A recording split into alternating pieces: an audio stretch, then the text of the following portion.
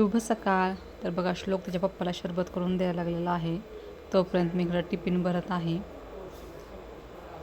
तर श्लोकला सुट्ट्या लागल्यापासून श्लोक खूप कामात मदत करत आहे. तर माझा टिफिन झालेला आहे पॅक करून. तर आता मी चहा आणि खारी तयार झालेली आहे. तर आज एकादशी आहे. तर आत्या इकडं ताक बनवत आहेत आणि शाबू पण भिजत घातलेला आहे. तर दूध आज खराब झालेलं आहे. तर दुधाचं मी पनीर बनवते आणि आज मी यूट्यूबवरती रेसिपी अपलोड केलेली आहे मुखवास. तर नक्की ट्राय करा ही रेसिपी.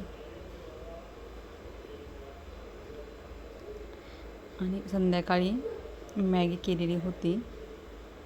तर माझं पूर्ण किचन आवरून झालेलं आहे आणि आज आहे RCBची मॅच. तर आम्ही मॅच बघत बसतो. तर भेटूया पुढच्या ब्लॉगमध्ये. बाय.